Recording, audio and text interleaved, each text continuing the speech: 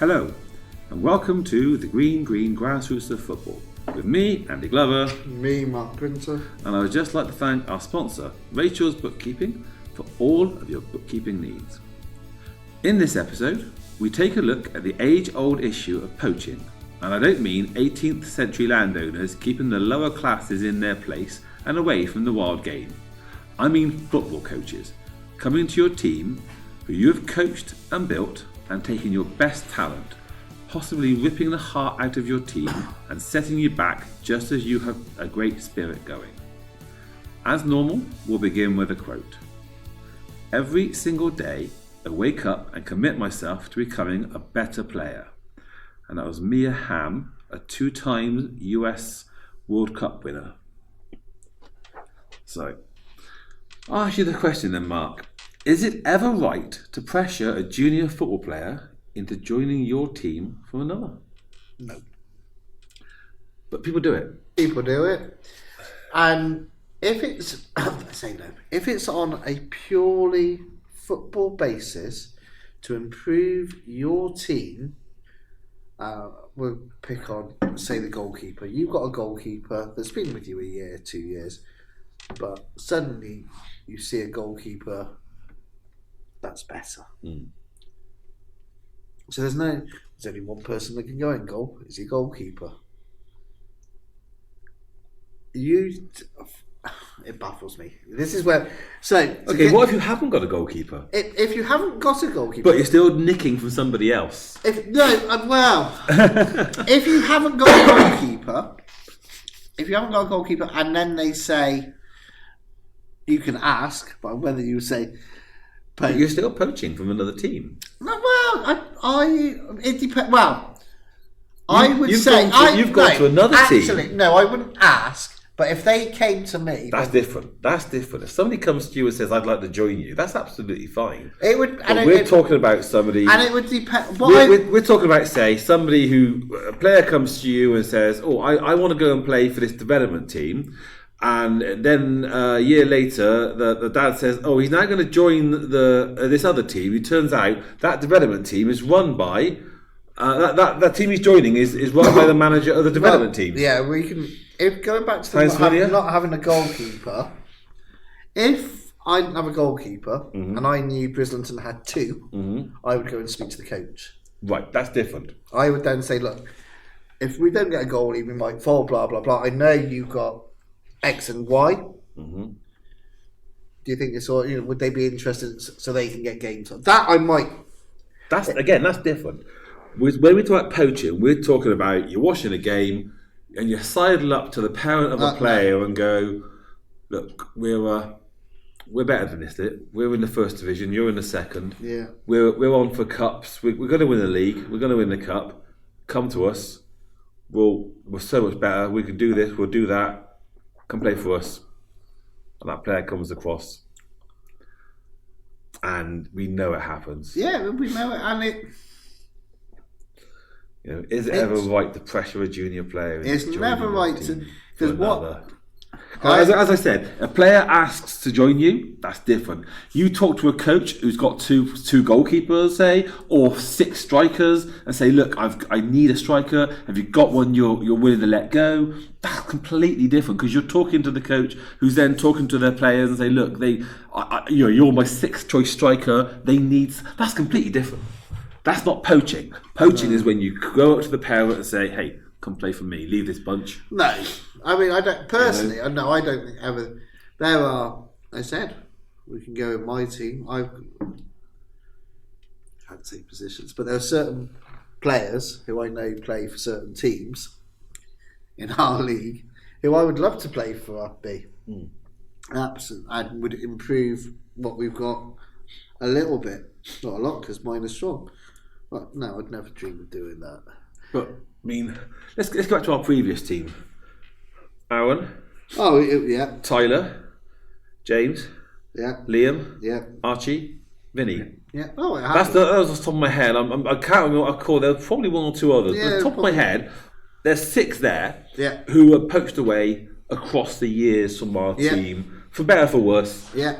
They were all just poached away, and it's like, regardless of whether that makes the team stronger, weaker. I mean, it obviously did massively weaken our team, and we could have been, who knows where we would have ended up. But there's also the friendship that it rips apart. Yeah, because I'll add in Tristan. But there's 7. But what I'm saying is, there's also players in our teams who were like, "Oh, I thought he was my friend." I thought, it kind of breaks up friendships as well, and it has knock-on effects. And I think that was my last team. The bizarre is coaches' egos, and it baffles me. I don't know anybody who's got a job because their under-13s team won Division 2 of the Avon Youth League. No. Bizarrely, the Everton job is up this year. Yeah, it is. I don't think any of the Avon Youth League coaches will be up for it. You don't? Not even the team who won the 3rd division or 4th division. No, none of those. I mean, I've applied, but I don't think we'll get anywhere with it. You see, talking of that, academies do it, but they're professional-run clubs looking to provide their professional first team. That's right. They're looking to provide their professional first teams as a business. It's a completely different thing, isn't it? Academies, they're providing. That's what I'm saying. They're providing professional first division Premiership clubs with players to make money. And we are grassroots. As a reverse, I've even heard of coaches who have been approached by, say, Bristol City, Cardiff. I said, I don't know. Again, we'll go goalkeeper. Mm-hmm. Very good. Can we speak to parents and stuff? And they've said no. Really? Yeah. Unbelievable. Because that player will, for their team, help them. So they will put barriers in the way to stop that individual. If I found out that my coach stopped at a professional club talking to me about my son or daughter, I would leave that club out of principle. Even if, not necessarily to go to the academy, I would just go to another club out of principle and say, to hell with you. Just out of principle. How dare they interfere? I've heard of coaches when I've not heard that, but that's the trials and stuff are up. They will not forward it on to their players. Unbelievable. To me, that's what we're here to do. Yeah. I would be the most proudest coach in the world if I got players into an academy somewhere and actually got them and found out that players made it. Yeah. They've signed pro clubs. And that's what you do. As I said, is you do that one thing. So it works both ways. So poach, So here's one. So a recent grassroots survey revealed 89% of teams have had a player approached by another coach to play for them. So that's not players, but it's teams. 89% of teams. 89% of teams. And the other 11% are deluded. Oh, they don't know. The other 11% don't know about it. Yeah. They didn't know. They're either deluded or they don't know about it. They didn't know about it. Yeah. Because even if you're first and second and you're the best two teams in the area, whoever's second is asking, well, if you come and folks. But even if you're in the 5th division or 6th division, you're bound to have one player there who's good enough to go in the 3rd division. And there is potential, but again, that's parent. If the parent went, if I had a child who was playing, if we were playing in the 5th division, and your son or daughter was the star player, and a second. And you went and had a trial else, then I've got no issues with them going up. I always think that if a player, for me, if you're in the 5th division and you go to a team in the 5th division, that's pretty low. There might be personality clashes. There could be different reasons, but if it's for development, and you have to be realistic. Parents have to be realistic as well. And again, there's the survey. 99.99% of players will not make it. We got 500 children roughly at France. Over 500 now. Yeah. So I can almost guarantee some might get. We might get one. We might get one, but we might not. The numbers say that we might get one, but we might not. That one might go into, say, the girls' up to north, third or fourth division, and the boys high non-league. The chances of them getting to say the Women's Super League or the Premier League, I would say the Women's Super League, we probably got less than 5% chance of our 250 odd girls, one of them getting there. It's probably near 2%. And for the boys, 0.01%. Yeah. Even boys in Liverpool, Man United, Man City, Chelsea, Tottenham, and they're under 11s. They've all got them. 24, 22, whatever, 18 Premier League clubs in there. They've all got an under 11 side. So you add that up in their squad, what's that? 250, 300 kids? Yeah. If 2 or 3 of them play in the Premier League. Yeah. And they're at the Premier League clubs. So you've got to be... I don't get... If you're in for grassroots football, just let them play. Let them do it. If you're a parent, the likelihood is... And if they are going to get there, they'll get there naturally any case. Yes. They will get spotted. They will get to the level where they're at. Now, if you want them to play, argument's sake, the child is around here warmly, and they wanted to come to Fries. You wanted to come to Fries because they're 2 divisions higher. Does that really matter if all their friends are at Warmley? Where's that child going to eventually enjoy their football? Where his school friends and friends are, and playing with his friends, all at, say, Fries, where he just meets them once a week. Yeah. I can almost guarantee, if you moved him when he was 10 or 11, by the time, if you've moved him to, say, Fries, by the time he's 15, he ain't playing football. It ain't going to happen. Whereas if he's at Warmley, by the time he's 15, for starters, in 5 years' time, Warmley and Fries might have swapped positions where they are in the league. So I've seen that happen. Yeah. But he stays with his friends. And he stays with his friends. And the same with the Fries players. And if you think that your child is of a standard, contact your academy. I hate them and stuff, but even like the next level, Those development clubs you've got to pay for. Yeah.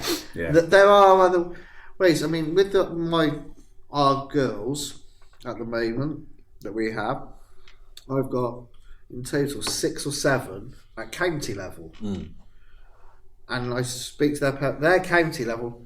If you want to go out on city and go, that's where your main football. That is what you take really serious. Yeah, we want to be of a good standard, but this is fun and enjoyment. Grassroots is about fun and enjoyment. It's lovely to win. It is. You can't say. But what we've developed here and what a lot of grassroots is memories almost outside of the game. A lot of them will forget in 6 months' time. We played. What was the score when we played Portishead? Can't remember. But remember when we all had chips and stuff back here. And I speak to the opposition, and they all say, and a lot of them will say, "Oh yeah, the girls always talk about the chips and stuff, and they can't wait." That we might have thumped them, or something might have happened, but because they remember the chips and the laugh and the socialising and stuff after. They're almost here for as long after as they are during the game. Yeah. And that's what grassroots football's about. If you want to get your kids higher, you take it. There are trials every season for ETCs now. There's more opportunities to do that. And for poaching, again, it's coaches are poaching just because they want it on their CVs. It's not just coaches. I'll tell you this. Go back to my first team. We were coming up. We were playing on a Saturday. We were trying to get into the Sundays. This is back when we played at the club on a Saturday, and we were the first team trying to get into a Sunday.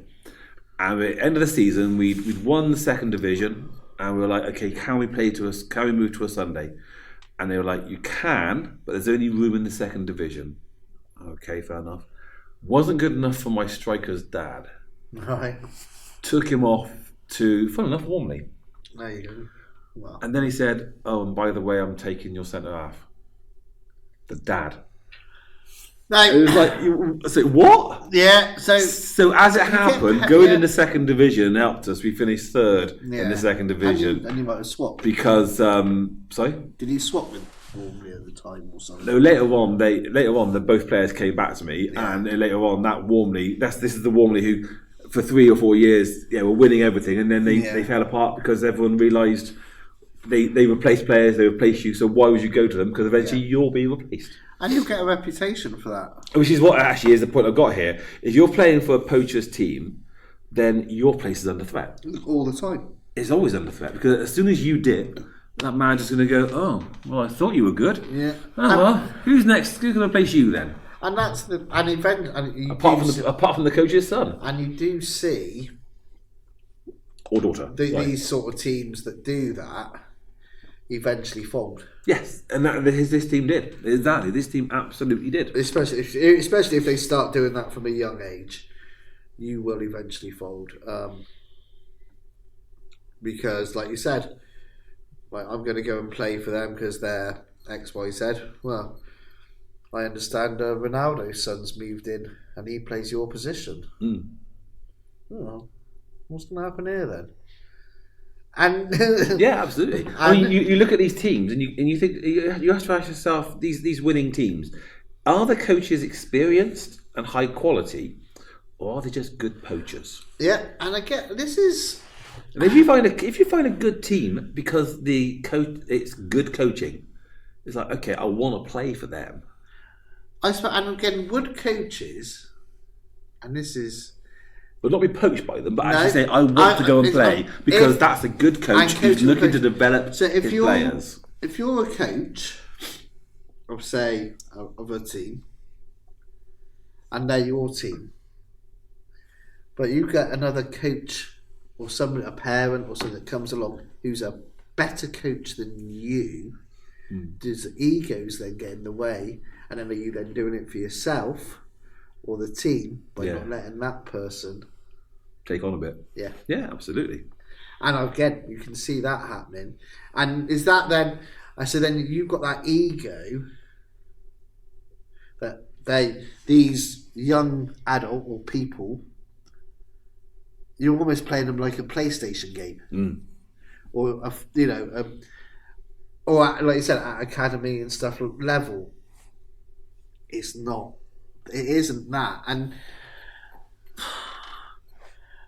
It said for my lot, if they ended up said Bristol City, if I could get one of them that goes to that's the highlight. So, it is always disappointing as a coach when a player leaves. It is. If they choose to leave of their own accord, I mean, this is it. I've had players leave me because they want to go skateboarding, they want to do boxing. That's fine. Absolutely fine. You expect that or happens. I've had a player leave because actually all my friends play for that team. Okay, fair enough. That's absolutely fine. I can accept that because you look at actually because we know through the various signing on forms the schools they go to, and you look at it and that player is the only one in your team from this school. Yeah. And you go, okay, fair enough.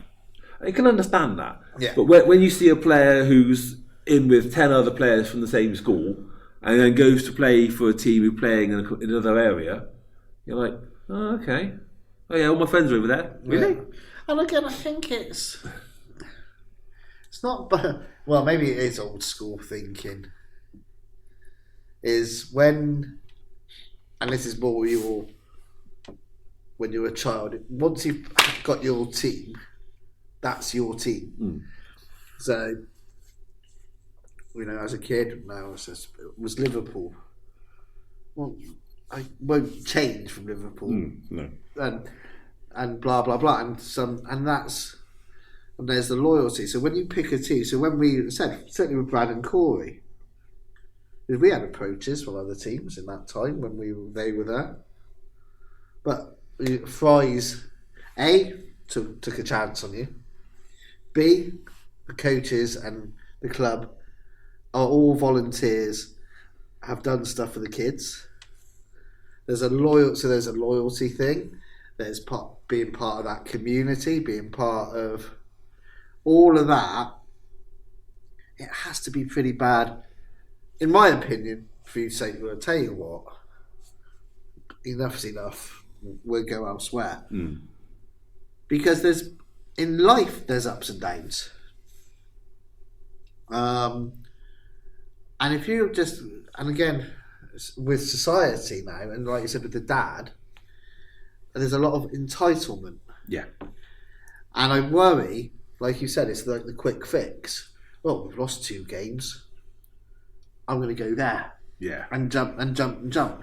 Well, what is that teaching these young people morally? Oh, nothing really, is it? Apart from, I want to win, I'm going to do what is best for me. What's best for is football an individual game or a team game? And what you're trying to teach with football at grassroots is being the whole team. Yeah, the whole is greater than the individual. Yeah, absolutely. And yet there's so many. Get deep is all about them without putting the effort in. And again with the poaching, is that then the coach is thinking, well, what's the easiest way? I've played Fantasy Premier League. I should have £100 million. I want this player, that player, this player, this, and this. They can all do that. Go bang, bang, bang. I can, I've won 10-0. Thank you very much. Yes. And you've not really put the effort in. No, not at all. You've not done anything to. And in society, that seems to be the way the world is going. Certainly. Yeah. Without getting into that. So the coach. So yeah. It's more rewarding coaching. The easy fix is poaching. Yes. And you're right. I think. Sorry, we'll pause on that. It is more rewarding, isn't it? You if you've got a set of players and you can see their development, it's so much more for a coach. So much more rewarding to see the personal development of all the players and gone, I've been part of that. Yeah. If you just gone, well, I should him there and bring her in and bring him in and bring her in and yeah, we've won. You might go, I've got a medal, but what have you personally as a coach done? Yeah, I mean, one of the things I said, I'm sure, because I've helped you out, but what for me, must be one of your proudest moments, certainly over the things, as the team we did, the boys team, we didn't generally win much. We didn't do many tournament wins, but our first game, we lost to Brislington 28-1. Like 26-1, 27. So it was a lot. Quite a few numbers. It was quite a lot one. And 2 or 3 years later, we beat them. A year later. Yeah. And a year later, we beat them. And that is down. And that was with the same players. Nobody else came in. So that was down to your coaching. Our coaching. You were we were part of the coaching staff. And that was down to that. Huge. That's one of my favourite moments. Yeah, absolutely.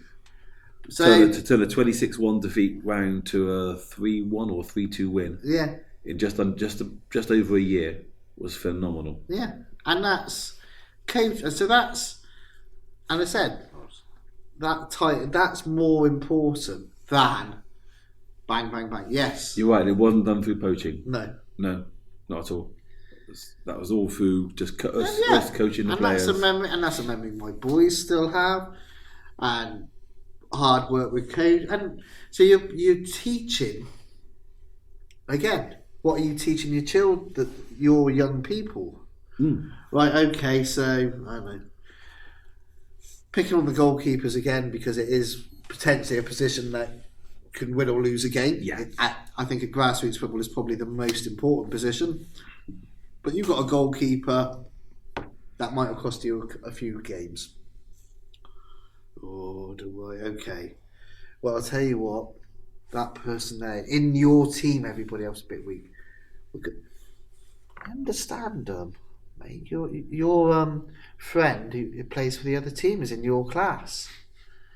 Why don't you go and have a word with them? See if they want to come here, make us a bit stronger.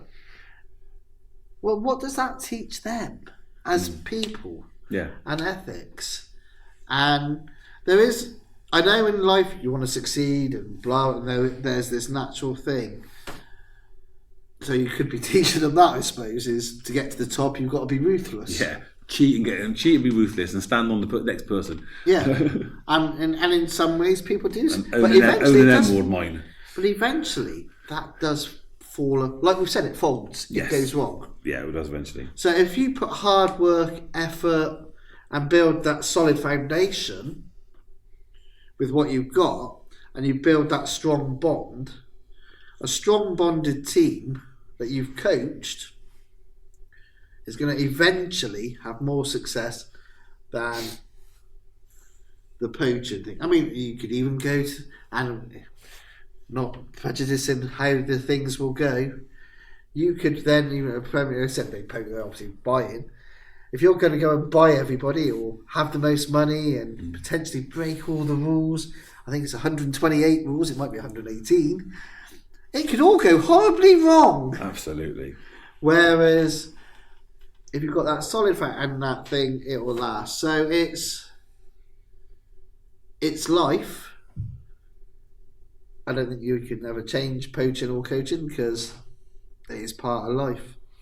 I mean, of course, there's going to be natural movement players between teams, but I think the practice of poaching is becoming increasingly absurd.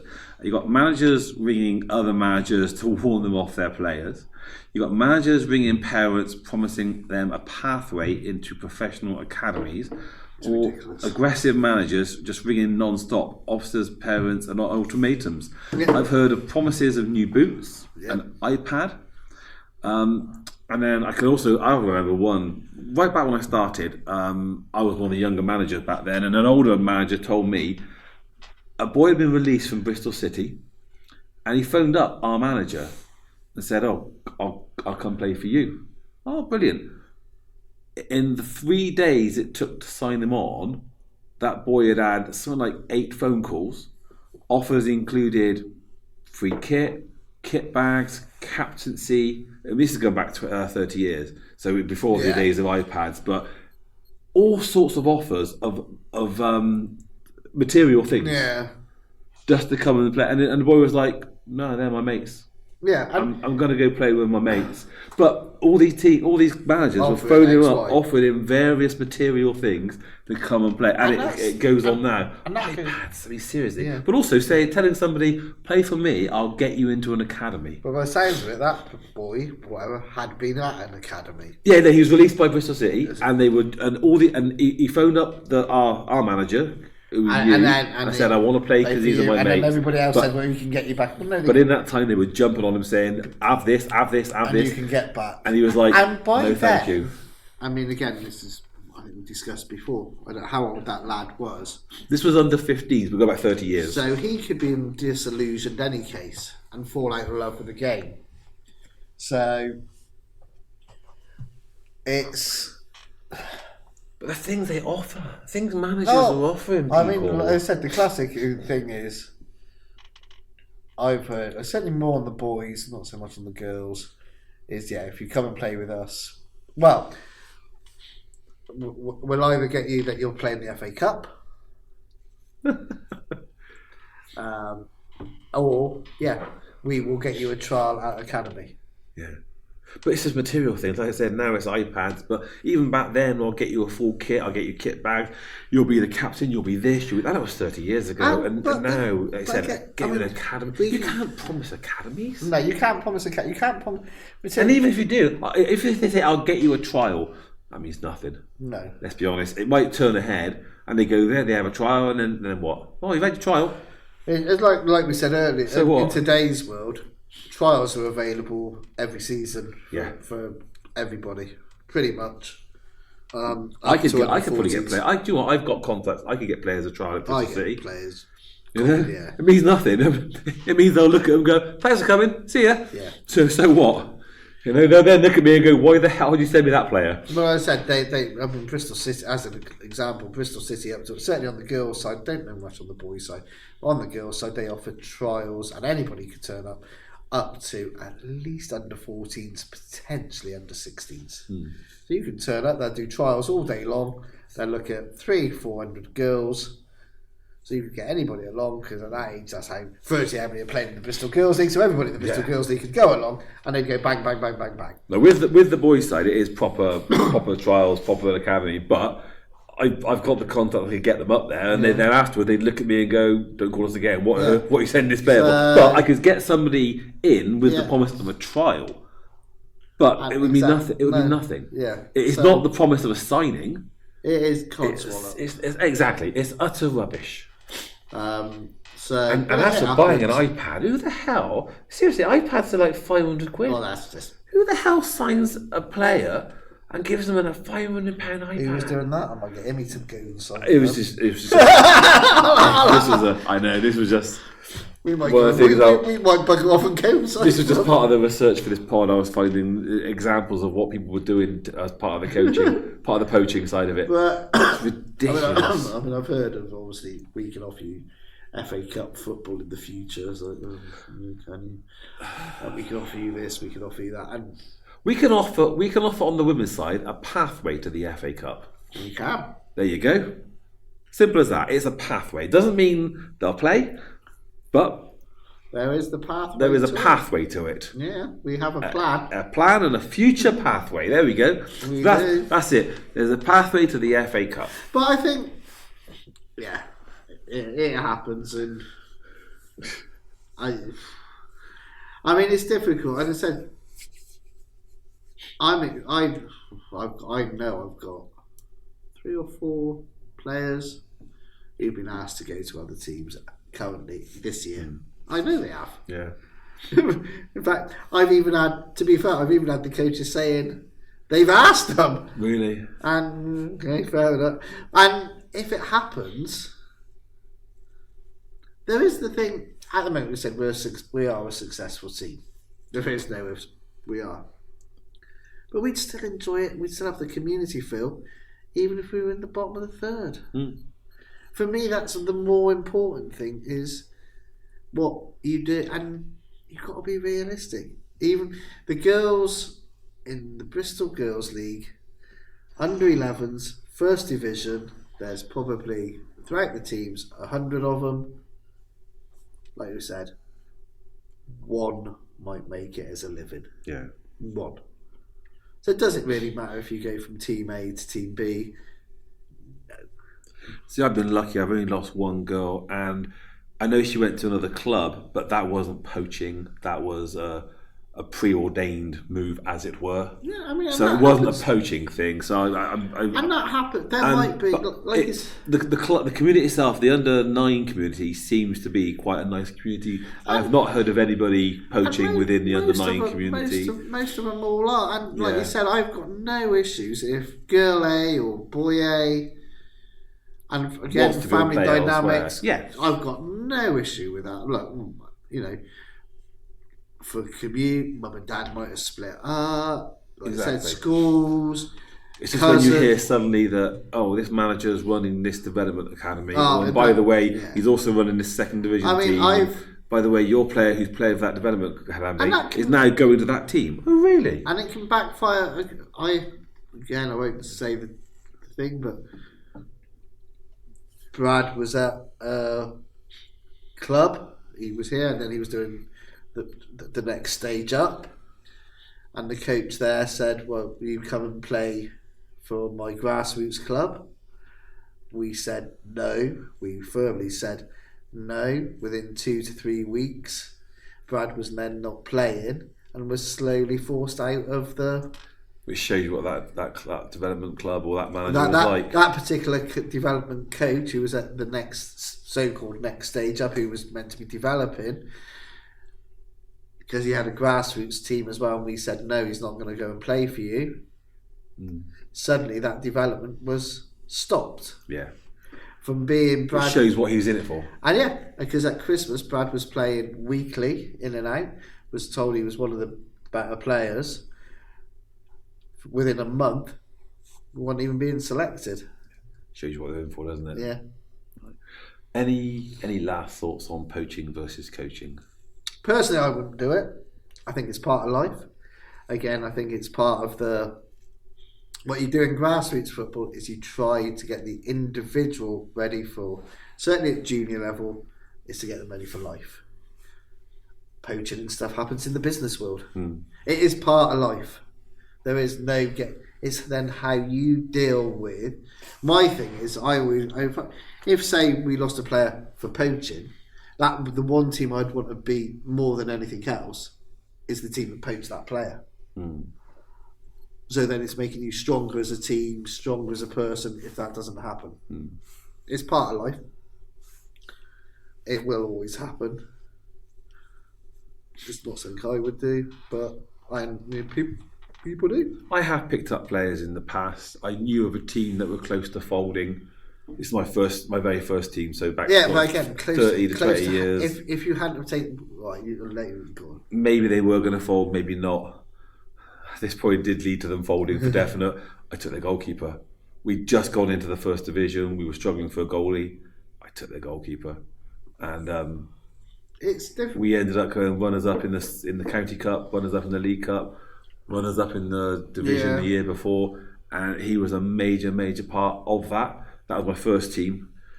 Didn't do it in the second team, third team. I mean, I took players who came along to me, but not gone to another club and say, hey, come to me, you know.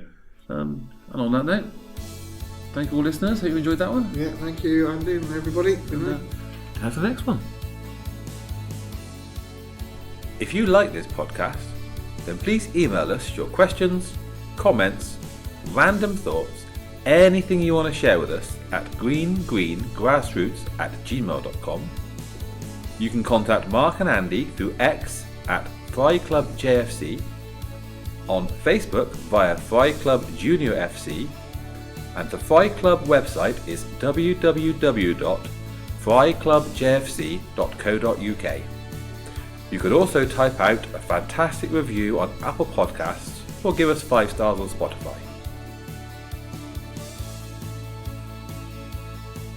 You've been listening to a We Haven't Got a Clue What We're Doing production, produced and edited by Andy Glover.